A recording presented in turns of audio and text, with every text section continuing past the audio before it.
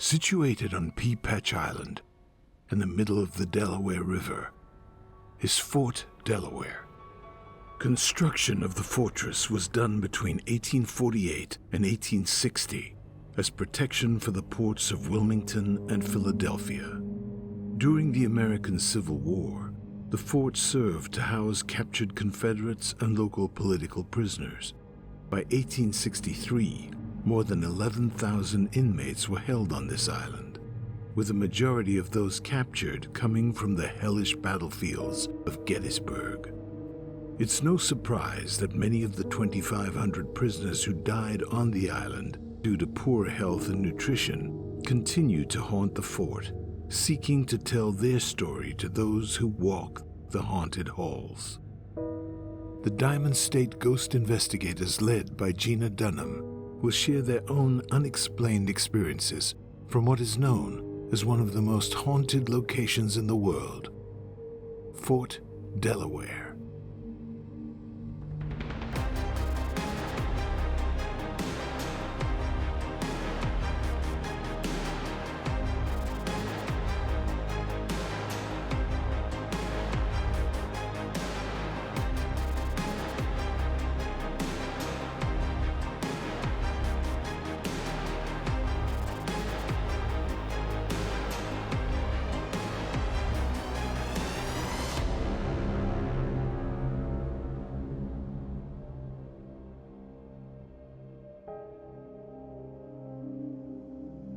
So the area we're in is called the officers' quarters, and this area we have had a lot of strange experiences through the years.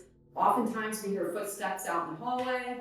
We spend our nights over here one night in the summer, and a lot of times the team will just sleep up here in any bed we can find. One year, a staff interpreter was over here, and she was sleeping actually in this bed, in her sleeping bag, and she heard a noise out in the hallway, got up to look to see who it was, and she came back in the room and the sleeping bag was on the floor.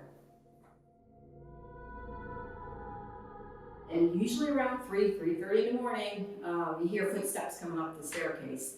And a lot of times we go and look to see who's there, and it's no one from the team, and we're the only people here. As you'll hear, as I go down the stairs, you can hear that metal, and this is often where you hear the phantom footsteps, like somebody's coming up the stairs, and then we all get up to look to see who it is, and there's nothing here.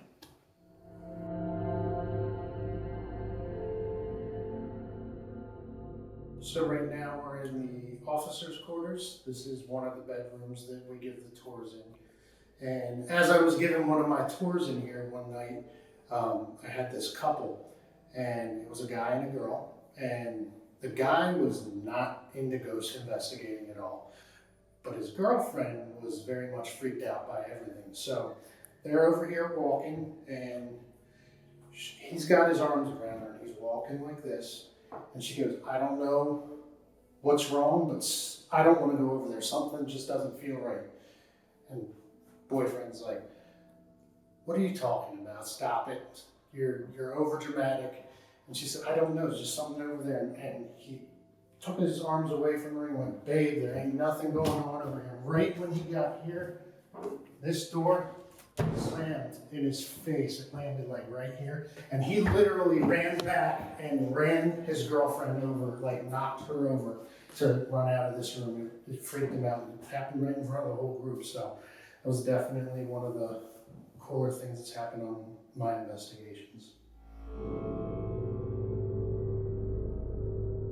In this room, this is portrayed as the laundry. It was also a kitchen at one point. And I had brought in letters from one of my ancestors that was in the Civil War. And he was there at Fort Theater when Lincoln was shot, and he caught the Booth's horses. So I was reading these letters verbatim, and we had a few torches set up, for example, like that. And before the fort tours came in, both of the torches that we had were going on when I was talking about specific events that happened during Lincoln being assassinated. So when we're doing a torch session, we do not use the LED lights. It's a little tricky. You unscrew it just to a point where if you kind of touch it, it can go on and go off. This allows an entity to essentially use the energy from the batteries, and they're able to answer questions, or if we've noticed if we have said keywords that make sense to their time period, that they'll also acknowledge that with the torch. Can you turn the torch off, please? If you're still there, are you able to go touch that red light that's right next to it? Oh, thank you. So this is the mess hall, and this is actually where I saw my first shadow figure. We were given a tour, and I was sitting at the end of this table down here, and across from me was a young lady. And out of nowhere, I see something walking down the tables, and I look at it, and as soon as I look at it, it stops and looks at me, and then just goes away. I was definitely scared. It was very scary. It was just a moment of shock, and then kind of let it sink in a little bit, told my partner about it, and I had goose pimples running up my body. So we just had, while we were filming this, we just had a flashlight turn on and off over there by the fireplace.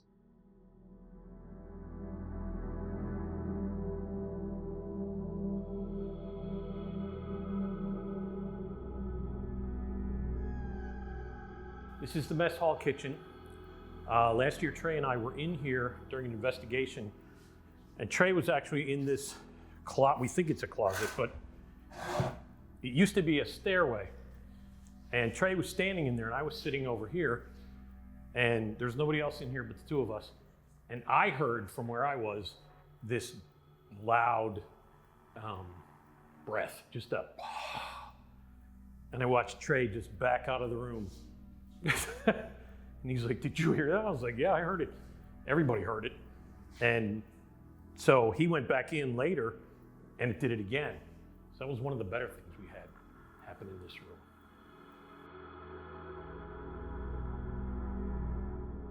So we're in the ordinance now. I've had a bunch of experiences in here. One of the best stories I have here involves this lantern above our heads. One night I was just talking to the tour, sharing some of my experiences, and one of the people on my tour said, "Look up at the lantern." And the lantern was rocking back and forth on its own, and it wouldn't stop. So my first instinct is to go to the door over here and shut it to make sure no draft is coming in. And the lantern at that end of the hallway was doing the same thing. So this continued to happen for the rest of this tour. About 20 minutes straight, the thing never stopped rocking. So I actually pulled out my cell phone and recorded some of it and got it actually on camera. So that was one of the cool things I've had happen in the ordinance. We were here doing the overnight one year, and the three of us were standing down the way here. Two of us were facing back this way and one the other way. It was about 3 o'clock in the morning, and I saw a figure walk across the hallway up there. And the guy that I was standing next to, he says, "Did you see that?" And I said, "Yeah." It was quick, but I saw him, and I know a couple other people have seen him too. In the daytime, people have seen him. So we're in a kitchen currently. We've had 2 cases in here of stuff moving across this kitchen table here. So back in 2009 or 10, there was a flashlight set up for torching. Everybody was sat off the table, and it actually pivots and rolls down on the table, kind of like in an arc motion. And then after that, it was pretty quiet in here for a number of years until 2 years ago. We were on the extended tour, and it was myself and Paul and Amy who come here quite often. Every year, they've come multiple times a year. They were in here as well. And Paul knows the history of this room. So he actually brought 2 marbles with him because we always find children in here. So he put down the 2 marbles on a table at the top end of the table there. I'm sat here. There was another lady sat here as well. And then there was a 4th staff member stood up over here against the doorway. When he puts him down, he says, "If you're here with us, you have to let us know. You can, let us know, and you can keep the marbles if you play." So he puts him down, And as soon as he puts them down, the one marble rolled from the top of the table to dead center of the table and just stopped. Pretty much within 30 seconds of placing those marbles down. So we did leave them behind for whatever children we believe to be in here. So definitely one of the craziest pieces of evidence I've ever seen. So this is, we like to call this Miss Susan's kitchen, and this is her pantry. Susan Burns was a name that one of the fort staff had found on the rolls of a domestic who worked here during the Civil War. When we ask her questions, she does not like men in her kitchen, in particular, in her pantry. And a lot of times when a gentleman will come in here, we'll get a lot of activity on our REM pods or on our K2s. I in particular, since this was the officer's kitchen, I always ask if there are any enlisted men. And one time I did have a group that many of the men had been in the Army and they were enlisted, and everything kind of went crazy that night because they're not supposed to be in the officer's kitchen. Like all the K2s went off. Every time they walked in here, dowsing rods were swinging every which way, K2s were going off, REM pods, like everything went off at the same time.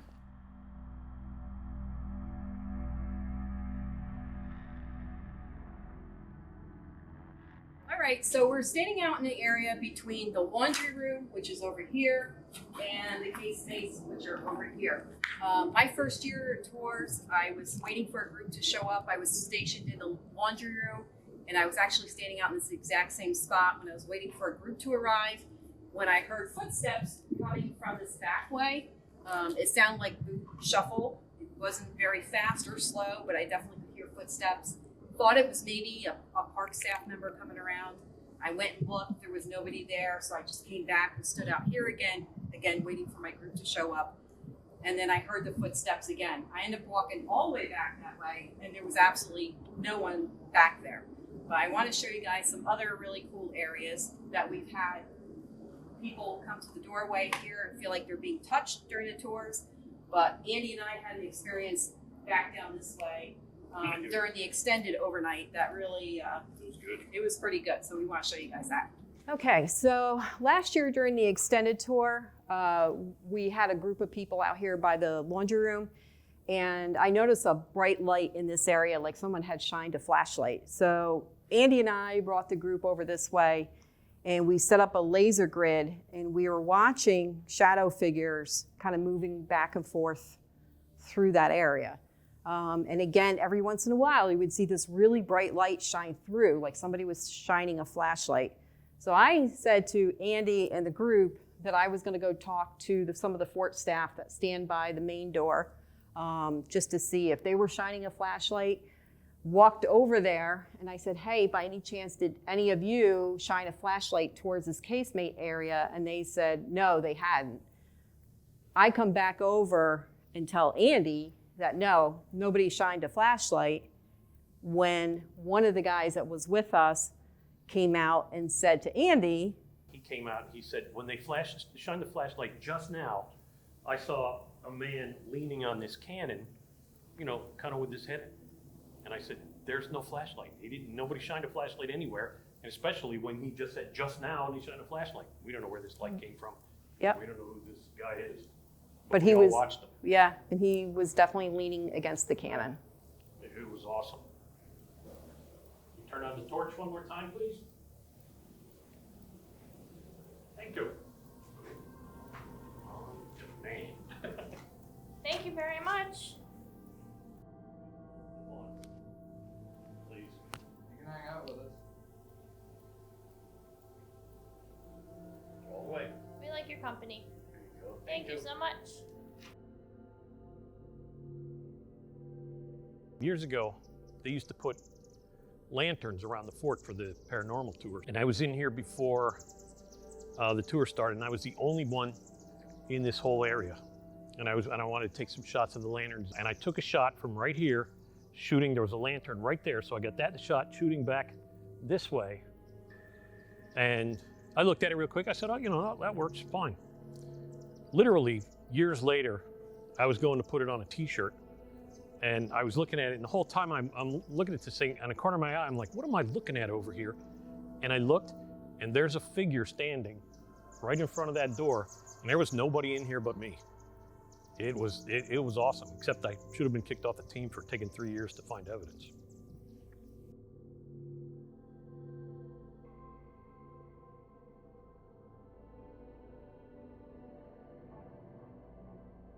So now we're in the dispensary, which is another part of the ordinance. So this is one of the only rooms I've had negative vibes in my groups happen before. One night we were in here and we were using the ghost radar, and a bunch of just negative words came across the radar, and it said knife, then it said bleeding, then it said death, and just all this negativity. And I've never gotten that anywhere in the fort before. So the people in the group asked, would you like us to leave? And everybody who had a K2 meter, they all went to red. So we all got up and left. And I was telling that story once, and she said, should I be leaving this room? And then she dropped her dowsing rods, and she took off out of the room screaming, and we went out and caught her in the hallway, and we said, what just happened? She said, I swear to God, something grabbed my sides right here. So this is like one of the only rooms I've ever gotten any negative things, any negative activity.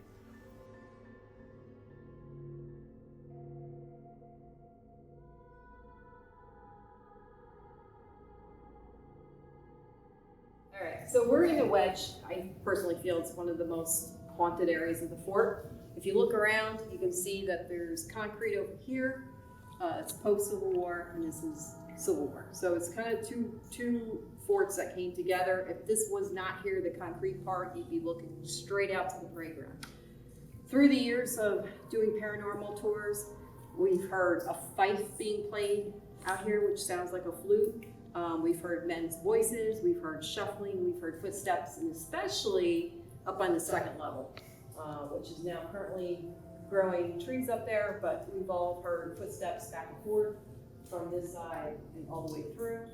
And then down on this lower level here, I have seen a shadow figure. They think possibly General Archer might have been held here in isolation, but there's no definite answer that he was on this side of the fort. But there's a shadow figure that often appears whenever we talk about General Archer, and that's a little farther down, so we can walk down there and show you where all that is. All right, so several years ago, before we started doing the tours here in 2009, a family was walking through the casemates here during a day. It was a father and son, and they stopped along this way here, and the son took a picture, and we have this picture, and we refer to it as the blue man, because the man coming out of what appears to be this wall was like a glowing blue color. And he looked like an officer because you could tell his coat, you could see his collar, and you could see part of his legs. So again, we did not take this picture, but it's pretty famous that we call it the Blue Man photo because it does appear like a man is coming out of this wall. Now, during the Civil War, this concrete wasn't here. It was a brick archway like you see all around me. So it wouldn't have been abnormal for a worker or a soldier to be coming through this area. So right where we are right now is on the other side of the Blue Man photo. So actually down this hallway here, straight back in time period that would have followed right up to where that wall is now, that Blue Man actually is in the photo leaving. We're coming across that hallway. So that's what's down there. All of these doors though around me here, there's one over here, and there's a couple around the room. These are actually the original fort doors, the original ones from the Civil War that have been moved into here. And to protect them and keep them around. So it's a pretty neat spot because not a lot of people get to see these or even know these are in here. Join the DSGI crew for a night investigation of Fort Delaware, where you can be part of the team and search for the paranormal. The Diamond State Ghost Investigator's role is to explore the paranormal phenomena on the fort But it is equally important that we never forget the history and the many lives of those who once walked these grounds.